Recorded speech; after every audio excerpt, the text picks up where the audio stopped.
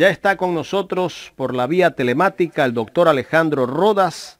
Él es docente universitario de Derecho Constitucional y Electoral. Con él vamos a hablar sobre la posible consulta popular y la crisis que existe en la alcaldía de Quito. Doctor Rodas, buenos días, ¿nos escucha? Sí, perfectamente. Muy buenos días. Gracias, doctor, por aceptar esta entrevista. Vamos a empezar con el tema de la consulta popular que plantea el gobierno.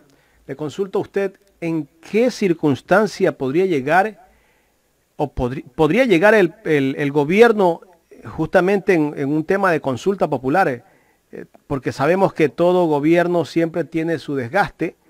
Tal vez el presidente de la República está pensando en ganar esa consulta popular.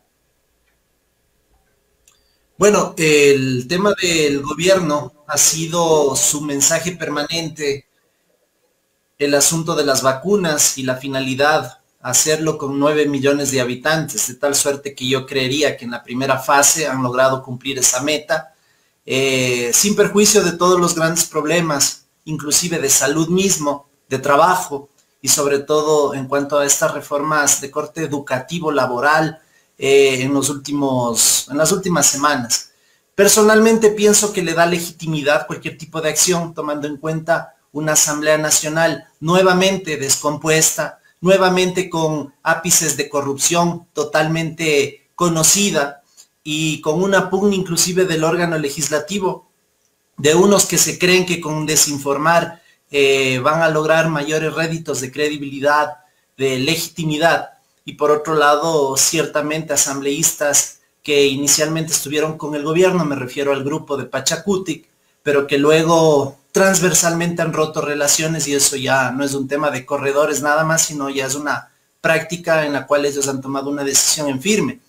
Pensaría yo que una muerte cruzada, la han anunciado inclusive otros asambleístas, podría ser uno de los escenarios. En 6 meses el presidente gobernar mediante decreto y nuevamente llamar elecciones. Y ahí sí podría decir que la consulta popular, las preguntas que por un lado o por otro se están filtrando, obedecen únicamente a un proyecto de corte totalmente neoliberal y que busca privatizar muchos factores, empresas públicas y sobre todo volver a tener una conducción muy parecida a lo que ocurrió en la época de Lenín Moreno.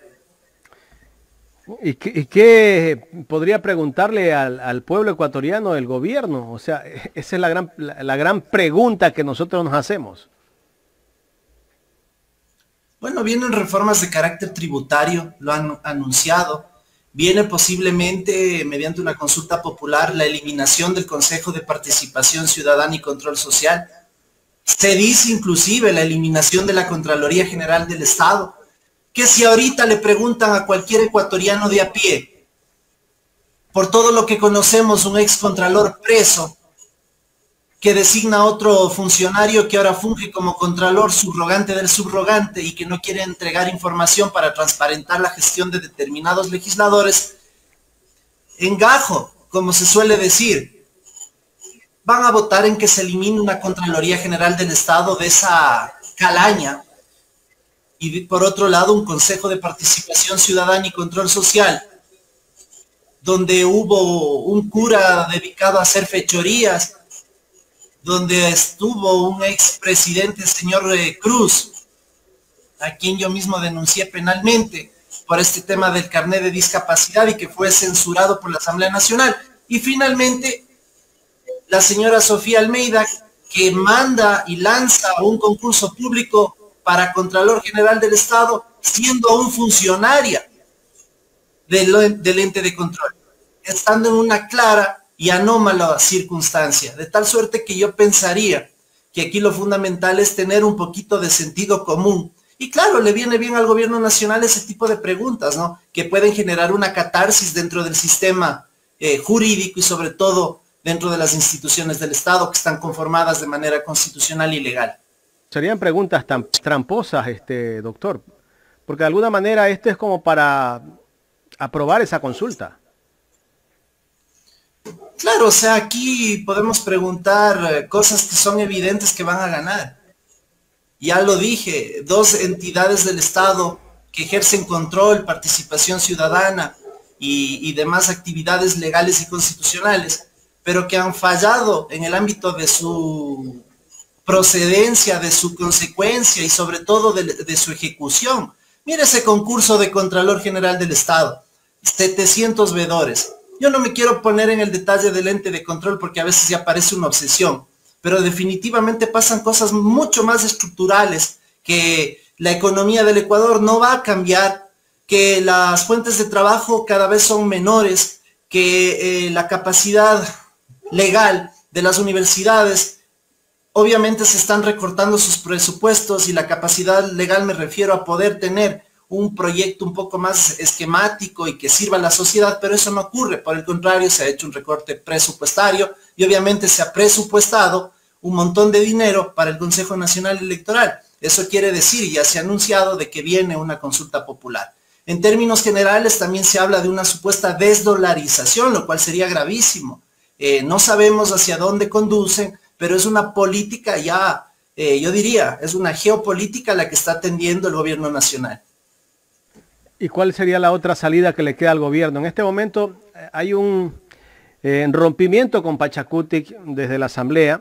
El gobierno no tendrá los votos para ser mayoría. No creo que los socialcristianos se vayan a aliar nuevamente, aunque tal vez ciertos proyectos de ley, los socialcristianos podrían darle los votos al gobierno, pero esos votos serían prestados para esas leyes que también les interesa a ellos. Yo creo que el conjunto de problemas que están hoy por hoy vigentes deben ser tocados y tratados de manera estructural. ¿Y qué quiero decir con eso?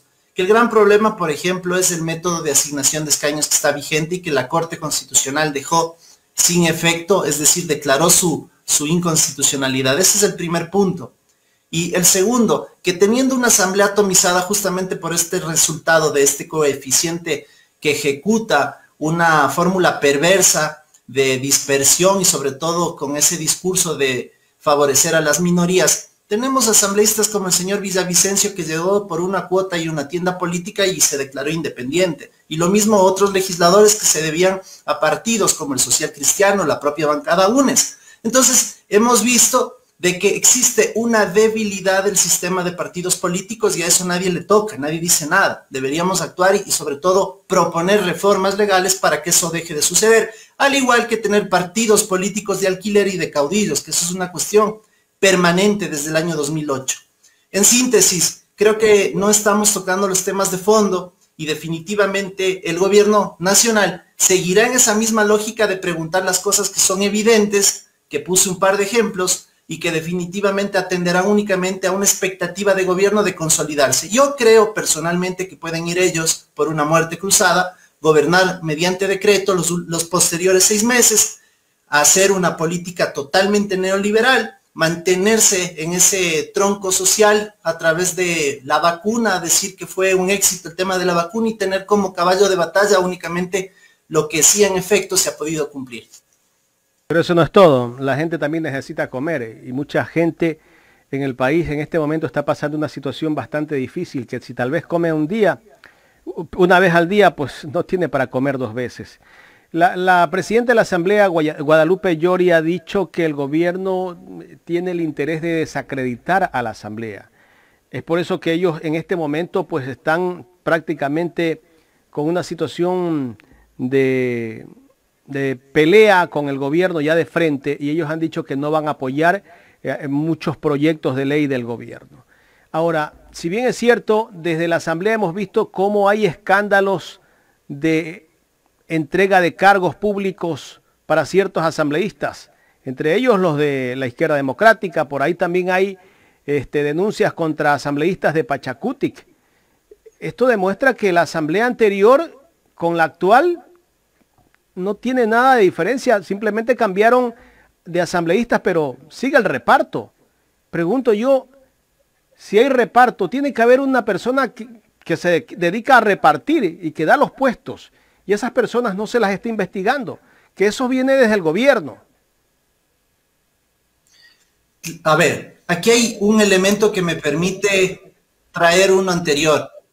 La crisis de los partidos políticos es justamente que esos caudillos prácticamente compran el cargo en favor del que va a ser candidato. Más claro, le piden dinero y tal vez con el supuesto no consentido, y en este caso que sucede que han llegado a ser legisladores, entran desaforados a delinquir. Esa es una de las grandes razones. Seamos un poquito inteligentes y atemos los hilos. Me parece fundamental eso, las reformas electorales en favor de tener partidos políticos sólidos, fuertes e ideológicos. Ojalá algún día pensemos en eso, no solo en la coyuntura. Lo otro, claro que hay repartidores, pues en el gobierno de Lenín Moreno existieron nombres, unos que ejercen control social, que se dan de adalides anticorrupción, protegieron justamente a esos posibles delincuentes. Ahora los están queriendo poner como víctimas. Y en este gobierno, igual, habrá funcionarios públicos, habrá autoridades de este gobierno que ya se sentaron a negociar cargos en agencias de tránsito, en el Ministerio de Obras Públicas, en el Ministerio de Salud, entre otras carteras de Estado grandes. Eso es evidente. O sea, aquí debemos actuar con sensatez, pero el gobierno nacional, solapado de una prensa corrupta, vasalla de las clases élites, de los grupos económicos poderosos de este país, evidentemente tapan todo. Y este tipo de declaraciones para ellos son groserías cuando son simplemente verdades absolutas. Al tema de la consulta, y por ahí va la muerte cruzada también. ¿Cómo sería este proceso de la muerte cruzada? Bueno, la muerte cruzada un poco le anuncié sin necesidad de caer en los artículos y demás. El procedimiento es muy simple. Se llama a un tema de consulta, la población se pronuncia, el que gobierna, en este caso el señor Lasso, tiene 6 meses para gobernar, en su calidad de colegislador durante ese periodo, hacer decretos ley y demás.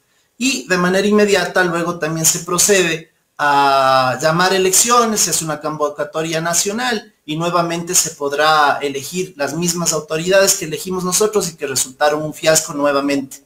La gran crisis de este país no es solamente el pasar en elecciones permanentemente y tener una poca estabilidad, son procedimientos, y ahí sí me quisiera adentrar al otro tema, como los que pasó acá en Quito, uno eminentemente administrativo que generó ese cabildeo y el ofrecimiento perverso de unidades administrativas, de empresas públicas, de reparto prácticamente dentro del municipio de Quito para tumbar un alcalde que fue electo de manera popular y que es el representante, nos guste o no, de la capital de la República. Esa es una cuestión que genera un precedente nefasto porque es un acto 100% administrativo. Y la sentencia que hoy se objeta en la Corte Constitucional, es decir, la acción de protección en la Corte Provincial, revela inclusive un caso análogo, el de Petro en Colombia, donde justamente se pudo poner en evidencia que como un prerequisito para una acción de este tipo, la autoridad imputada debía tener una sentencia, asunto que no ha ocurrido y que por lo tanto la Corte Constitucional, si fuese estrictamente el proceso legal y no político, desde la admisión de este recurso, que inclusive hubo un voto salvado del doctor, se me va el apellido, él prácticamente difiere del criterio de mayoría, Agustín Grijalva, es el nombre de este juez, y que hace algo correcto, porque no había una sentencia ejecutoriada y el señor Guarderas en su desesperación se adelantó y justamente eso generó un problema de corte legal. Debería ese tema archivarse en definitiva, pero no ha ocurrido aquello y vemos que es evidente que se viene un proceso más que legal político y un pronunciamiento en esa perspectiva que causa un daño tremendo a todos los alcaldes, a todos los prefectos, a todas las autoridades seccionales del Ecuador. ¿Quiénes están detrás de todo esto, doctor? Oiga, yo no sé si sea un tema de hacer el trabajo sucio, pero a mí me gusta decir las cosas con nombres y apellidos, es mi estilo y toda la vida he sido, soy y seré así. Aquí hay una mafia que se cree, yo no sé cómo llamarle, pero sangre azul, por decirlo menos, que tiene un complejo de que Quito es prácticamente su colonia, su vasallo, su hacienda. Y en definitiva, aquí lo que está en disputa es la administración del Metro de Quito. Aquí hay personas como el señor Roque Sevilla, que nunca fue alcalde electo, sino fue de una componente asimismo media rara administrativa. También están detrás de esto el señor Andrés Vallejo, una persona extremadamente peligrosa, que nunca da de frente, sino que manda a sus vasallos igual, como son los señores Fernando Morales y la señora Jessica Jaramillo, quienes los conozco perfectamente, sé de sus taras inclusive mentales, de sus problemas con Contraloría y demás, pero en todo caso, estos son los vasallos, son las marionetas del poder, no son dirigentes políticos, ni siquiera les siguen en su casa, pero definitivamente yo creo que es importante señalar con nombres y apellidos los causantes de una posible tragedia en la ciudad de Quito, inventándose procesos legales, pero fundamentalmente aupados de una prensa corrupta, mafiosa, extorsionadora y sobre todo que busca la pauta a corto y a mediano plazo y si no te destruyen la vida. Eso es en definitiva, y el poder punitivo que definitivamente también se inventa procesos y que de alguna manera o no debería actuar con transparencia y sobre todo con pruebas. De tal suerte que aquí lo importante es entender que existe un sistema podrido, hay que decir las cosas por su nombre y con su apellido, que ha sido toda una vida, pero hoy más que nunca. Quiero poner una suerte de, no anécdota porque soy muy muchacho para hablar de aquello, pero simplemente de lo que se ha vivido. Ni Febres Cordero era de ese tipo de personas que te persiguen de manera brutal, sistemática, te lanzan todo el poder punitivo del Estado, ni siquiera Febres Cordero, porque de alguna u otra manera era un enemigo frontal, declarado, y te mandaba a golpear por último, pero no hacían ese tipo de atrocidades en contra de personas que, y me siento parte de esto, que hemos luchado de alguna manera sistemática por casi 2 años continuos. Hablo del tema Celi, por ejemplo, y definitivamente, más bien por otro lado, nos hemos comprado enemigos gratuitos, por decir las cosas como pensamos y como en apego a la norma se deberían proceder. De aquí se espera el fallo de la Corte Constitucional para ver si el alcalde Yunda sigue. Bueno, el alcalde Yunda, de lo que yo conozco, y yo sí quiero cosa muy sobre un nombre no quiere decir una afinidad per se.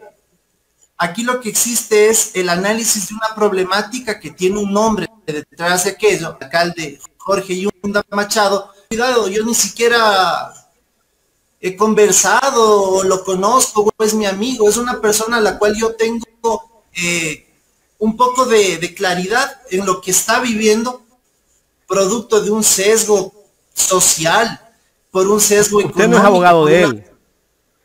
Yo no soy abogado del Yunda. Yo soy un que se ha dado cuenta de lo que realmente está sucediendo en este país, porque no solo es Quito, es el país entero, donde existen desproporciones jurídicas, ventajas y puertas abiertas para unos, y para otros es una persecución brutal, sistemática.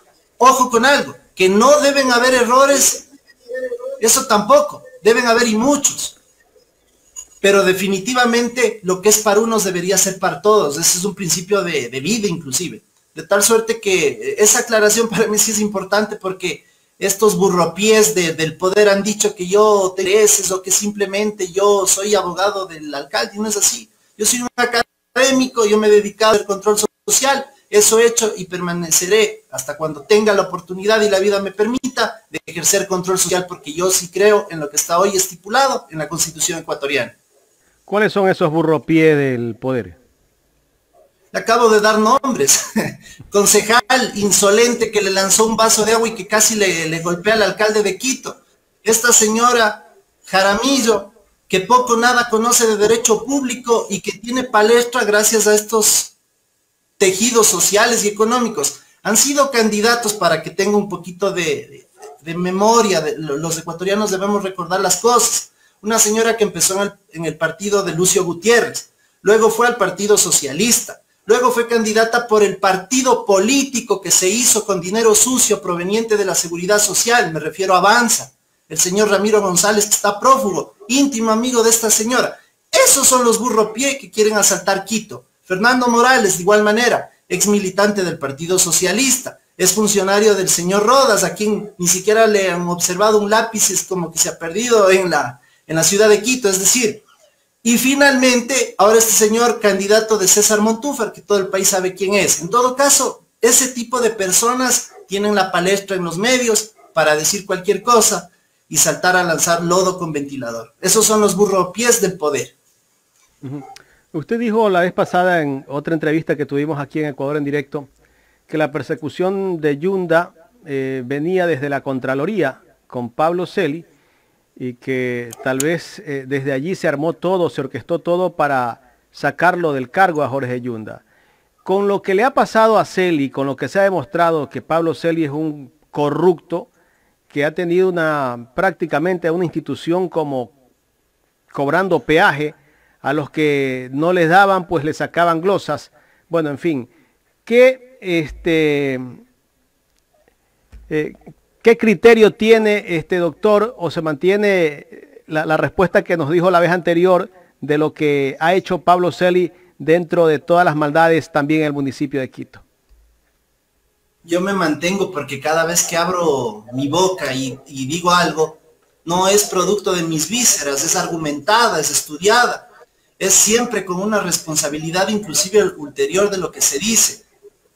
Pablo Celi de la Torre persiguió a muchos actores políticos. El crecimiento sinuoso previo a una elección de gobierno hacía pensar inclusive de que el doctor Yunda podía ser un precandidato, le decían del correísmo. En esa parte yo no quiero entrar, pero estas personas, con la finalidad de afectar su imagen, obviamente porque era un enemigo, un potencial enemigo, me parece que ayer lo dijo el alcalde de Quito en el programa de Jimmy Jairala, armaron un tejido que ya fue develado por un exfuncionario, quien yo referí en la entrevista justamente de su prestigioso programa. El doctor Luis Miño señaló de que prácticamente le obligó Celi a armar este concepto de triangulación y poder perseguir a Yunda para, obviamente, que este señor pierda popularidad y definitivamente para que sea sacado de la alcaldía de Quito. El gestor, y me ratifico en mis dichos de las semanas anteriores, el gestor de esta brutal persecución al alcalde de Quito es justamente el PPL Pablo Celi de la Torre, quien no hubiera sido encarcelado si el gobierno americano no hubiera metido las manos a través de la Corte de Justicia de los Estados Unidos de América. No hubiera pasado nada. En eso sí debemos ser bastante claros y sobre todo categóricos. Y tal vez estuviera persiguiendo a más autoridades, como lo ha venido haciendo. Tal vez preso a mí como tanto quiere el hacerlo. De tal suerte que aquí las cosas se frentean con la cara limpia y no con el poder punitivo, con acciones concretas y sobre todo diciendo la verdad. El señor Celi es un tramposo y un mafioso que le ha hecho daño a este país y que es tan osado y va a la Asamblea Nacional a burlarse de 137 legisladores. Asunto que espero no vuelva a pasar por los días de la historia, porque este tipo de personajes de esas edades son nefastos para la vida republicana del Estado ecuatoriano. Celi sigue teniendo el control de la Contraloría, valga la redundancia, porque él designó al Contralor que está en este momento, Carlos Riofrío. Este señor Riofrío es un parapeto del señor Celi, designado y todos los días llamado a través de asesores, de los mismos funcionarios que están ahora. O sea, yo les invito a ustedes que hagan algo. Revisen quiénes fueron los directivos de Celi, revisen quiénes son los directivos de Riofrío y desen cuenta de qué mismo existe ahí. Es tan simple. Así que la invitación está hecha. ¿Siguen los mismos? Los mismos, eso no cambia. Es una mafia directiva la que dirige el órgano de control. Y lo volveré a decir las veces que sean necesarias, porque las cosas se deben hablar con altruismo, con solidez. Son los mismos, se cambian, ¿no? Miño ahora es funcionario de la dirección jurídica, Dueñas es funcionario de otra unidad, son funcionarios de carrera. Están esperando a ver quién es la autoridad titular para lanzarles al cuello y decirles, vean, nosotros tenemos tal o cual información. viven de eso. Lo hicieron con Celi cuando Polit salió. Lo hacen con Río Frío, ahora que está fuera Celi. Y además son compañeros porque este señor Río Frío es de carrera. Y era uno de los que también se caracterizó por la caducidad de los exámenes especiales, por dejar guardado bajo llave, bajo 7 llaves, los informes delicados y hacer que precluyan. Esa es la estrategia en primera fase de la Contraloría General del Estado, que está tomada por los auditores y los malos auditores. Doctor, ¿qué criterio merece, para finalizar, de que el presidente de la Comisión de Fiscalización de la Asamblea, el señor Fernando Villavicencio, pues le pida al Contralor Carlos Riofrío que entregue pues los informes de Contraloría de muchos asambleístas? Bueno, y que diga que no puede entregar porque es información reservada, haciendo alusión a un reglamento. Un principio del derecho constitucional es la jerarquía de la norma, el artículo 425. Y además tenemos la Ley Orgánica de Transparencia y el Acceso a la Información Pública, cuyo principio es justamente la promoción y la difusión de información. Esos serían los elementos legales para poder pedir, para poder solicitar esa información, asunto que el señor Villavicencio poco o nada entiende, pero fundamentalmente lo mediatiza. Hay que llamar a juicio político a Río Frío. A Río Frío no hay que llamarle por juicio político por eso, es por incumplimiento de funciones por haber, años atrás, desde que fue funcionario directivo con Celi, permitido la preclusión, la caducidad de varios informes que ya en materia jurisdiccional se están archivando. Es ser parte de ese corifeo de autoridades de control que han perjudicado el erario público y por lo tanto al ecuatoriano de a pie. A todos nosotros nos han perjudicado Celi y Río Frío. Eso sí se debe decir con los argumentos que el caso amerita, y en el asunto del señor Villavicencio también debemos ser puntuales. Todo lo que él hace es una fórmula de rating permanente. Nada lo hace gratis y mucho menos hemos podido en sus votaciones, en el actuar, en el proceder formal, ver cosas realmente importantes. Todo es mediático, todo es en las redes sociales y en los medios abiertos, que donde tiene micrófono, no, desde luego. Doctor, la última, le prometo que esta sí es la última. No puedo dejar de preguntarle sobre el proceso que le llevan al defensor del pueblo, Freddy Carrión, el proceso judicial y el juicio político. ¿Qué criterio merece todo lo que está pasando el defensor del pueblo? Mire, yo primero que nada quiero solidarizarme con la doctora Schettine, que creo que me antecedió en la entrevista. Debe ser muy feo lo que está viviendo porque es el poder punitivo el que está detrás de todo esto. Creo también importante señalar que dentro de un juicio político hay conductas, algunos estudiosos han dicho de que debería haber inclusive la réplica. Yo pienso que un juicio político simplemente se argumenta con pruebas, con testimonios, como lo han venido haciendo, tanto más que el ejemplo del juicio político fue el de Pablo Celi de la Torre, donde inclusive quien habla compareció y dijo lo que tenía que decir. Pero en todo caso, el proceso es muy turbio en la medida de los partes policiales, parece que ahí hubieron cosas un poco raras, y el argumento del señor Carrión de que prácticamente lo drogaron, le pusieron algo en la bebida. Yo personalmente no soy médico, no me gusta hablar de lo que no conozco, pero sí veo un proceso bastante oscuro, con un poco de cosas que se inclinan hacia hacer notar de que se estuvo tapando algo, de que esas reuniones con este señor Terán obviamente podrían ser de temas que al gobierno nacional de Lenín Moreno le iba a afectar. En definitiva, yo veo que igual que todo, es parte de un sainete decadente, voy a tomar las palabras del señor Pepe Leceli, en la medida de que buscan hacerse de la Defensoría del Pueblo un grupo político que años atrás estaba por desaparecer y que definitivamente hemos visto que siguen siendo lo mismo, corruptos y en su gran medida, no todos, simplemente están en la búsqueda de satisfacer sus odiseas permanentes en cuanto a las aspiraciones económicas y de poder. Aquí lo fundamental, hay una sed brutal de poder, de dinero, y que evidentemente estos actúan como mafias, se matan entre unos y otros, y tenemos que ir un poco mirando con preocupación que el país que nos van dejando definitivamente no ha sido la propuesta diferente de lo que habíamos vivido quizás años atrás con el propio Moreno. Doctor, quiero agradecerle por haber aceptado este diálogo aquí en Ecuador en Directo. Muchísimas gracias a usted y que tenga un excelente día. Gracias al doctor Alejandro Rodas, docente universitario de Derecho Constitucional y Electoral aquí en el programa Los Especialistas de Ecuador en Directo.